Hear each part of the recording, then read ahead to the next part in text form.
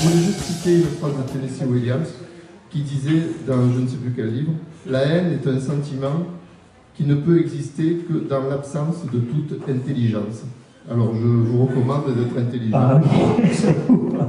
Voilà, Bon. donc j'attaque. Parmi les nombreuses propositions de ce mois-ci, comme on approche Noël, voilà. Le premier sur ma pile, c'est Marianne Chaillan, qui aurait pu être là aujourd'hui, finalement, elle n'est pas là, mais elle sera là la prochaine fois. C'est « Ils vécurent philosophes et firent beaucoup d'heureux ».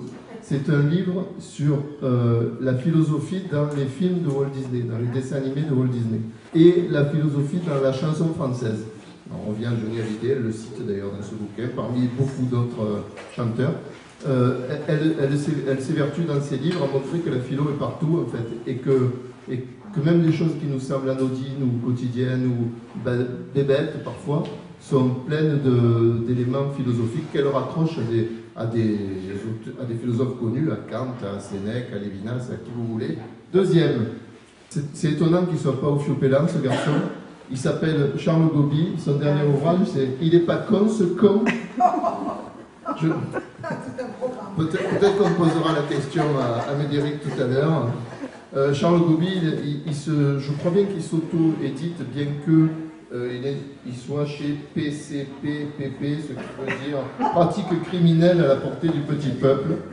Et donc ce sont des polars 100% marseillais, dans laquelle il raconte la vie du petit peuple autour d'un bar. D'ailleurs, c'est le bar de la sidérurgie en général, qui n'est pas le bar de la métallurgie à la Barrasse, mais pratiquement le même qu'il a réinventé, avec tous les mecs qui sont au bar. Et tous les mecs qui sont au bar, ben, c'est pas des voyous, mais il y en a qui tuent quand même. Donc c'est très rigolo. C'est le 5e ou 6e de la série, c'est drôle. Ça, c'est pas drôle du tout. Mais alors vraiment, carrément pas drôle du tout. C'est Fabrice Lextrait, qui a été directeur de la friche de la Belle de Mai à ses débuts, au début de la friche, et qu'il a été pendant plusieurs années, qui ensuite a pris un autre poste dans l'ingénierie culturelle au niveau national, mais qui a continué à suivre de près la friche de la Belle de Mai. Et il a fait un bouquin, c'est pas de la littérature, c'est vraiment un bouquin sur la friche, sur l'histoire de la friche, très pointu, très détaillé. Et ça tombe très bien, puisque ce sont les 25 ans de la friche de la Belle de Mai. Un autre, non pas un pavé, un petit pavé. Alors, ça s'appelle Toxoplasma. Ça se passe à Montréal, mais j'en parle quand même parce que l'auteur s'appelle David Calvo et l'auteur est marseillais. Il est émigré au Canada depuis quelques années, mais son bouquin précédent, qui s'appelait Sous la colline, était un bouquin qui se passait au Corbusier. C'était un truc complètement fantastico-onirique, dont le Corbusier était le cœur de Maelstrom. Là, ça se passe cette fois à Montréal, qui est devenue une ville qui résiste à un grand soulèvement. L'auteur est extrêmement délirant de manière générale, et je pense que celui-là ne manque pas de l'être aussi. Toxoplasma, c'est de la SF, on va dire quand même. C'est chez La Volte. Je ne vais pas parler du bouquin de Jean Contrecy, Le vol du Gerfaut. Il nous en touchera peut-être un mot tout à l'heure. C'est un bouquin qui sort que l'année prochaine. Donc il parlera plutôt du bouquin qui est sorti au Fiopélan. Mais sachez que derrière celui-là, il y en aura encore un autre très rapidement. Paul Pisapia a un personnage qui s'appelle le commandant Santoni, qui est une espèce de SAS, on va dire, régional, on va le dire comme ça. Alors, ces bouquins c'est le 4e ou le 5e, Paul, c'est le combien? 7e, pardon. C'est donc le 7e ouvrage dans lequel le commandant Santoni dénoue les fils de haine, intrigue internationale. Il sait tout sur tout, il connaît le monde entier, il est lié aux hommes politiques, aux militaires, aux mafias, aux voyous, à la bourse. Il sait absolument tout, ce commandant Santoni, c'est étonnant. Mais je suis sûr que dans tout ça, il y a beaucoup de choses véridiques. Mais ça, mystère. Je ne vais pas non plus vous parler de Marseille et Bouche de Vieille, parce que Bruno en a parlé tout à l'heure. Si je l'ai retenu celui-là, c'est parce que c'est un titre d'une chanson de Leda Atomica. Je ne sais pas s'il l'a fait exprès, mais j'imagine que oui. L'auteur s'appelle Plume, en tout cas se fait appeler Plume.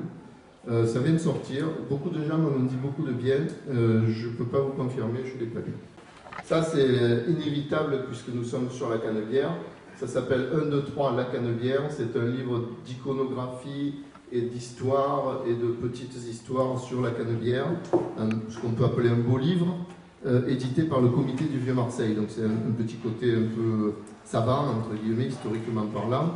C'est très très riche en documentation, en photos, en images d'archives, en images d'époque, avec chaque fois des petites anecdotes et puis des précisions. Je pense que c'est un bouquin que, en tant que Marseillais, ne pas l'avoir dans sa bibliothèque, c'est un peu dommage. En même temps, voilà, c'est la Canebière. Je vais terminer avec des bouquins que je n'ai pas amenés, parce que je ne les ai pas tous. Vous êtes tous au courant que le dernier Scotto sur Pagnol est sorti. C'est Le Temps des Secrets, c'est le 3e volet de la trilogie principale de Marcel Pagnol. Enfin, non, il y en a une autre. Ensuite, je voulais vous parler d'un bouquin qui sort. Ah, voilà, c'est comme la Canebière, on ne peut pas l'éviter. Il y a un bouquin qui vient de sortir sur le Stade Vélodrome. C'est signé de 2 journalistes. Un qui a été directeur des sports du Journal La Provence pendant des années, Patrick Fancello, et un autre qui travaille à la rédaction sportive de La Provence actuellement, Jean-Jacques Fiorito. C'est aux éditions Jeanne Lafitte. C'est un beau livre aussi sur le stade avec les photos, etc. Un livre aussi d'une ex-journaliste de La Provence, du cinéma, ce journaliste. Et je sais de ce dont je parle et ne peut pas s'empêcher d'écrire. Une ancienne consoeur aussi de La Provence qui s'appelle Christine François Kirsch, qui vient de sortir, mais c'est en auto-édition, un livre qui s'appelle Une illusion parfaite. C'est une histoire de trio amoureux en Italie avec 2 femmes, un homme, ou un homme, 2 femmes, ou 2 hommes, une femme, je ne sais plus, pendant des vacances en Italie. Donc voilà. Je conclus presque avec Anne-Marie Tomaso et Gilles Delpapas qui sortent le 4e, je crois, volet. François, c'est le 4e, tu le sais? 4. Oui. De leur série chez Van Loo, qui est aussi sont des aventures, c'est de l'aventure et du polar, on va dire. Celui-ci s'appelle Dragon Rapide. Et le dernier, cette fois c'est le dernier, après c'est fini, c'est un bouquin écrit par une personne qui est née dans le quartier, mais qui a fait, dans le quartier, mais vraiment dans le quartier ici, dans ce quartier de Marseille, qui est née garçon, mais qui a fait une carrière de reine de la nuit à Paris. Et donc elle a fait un bouquin qui s'appelle Quand j'étais petit garçon. C'est publié chez Plomb. Donc c'est un Marseillais devenu une Parisienne. C'est assez intéressant comme parcours aussi à lire et à suivre. Voilà. Merci. Et puis il y a Tennessee Williams aussi.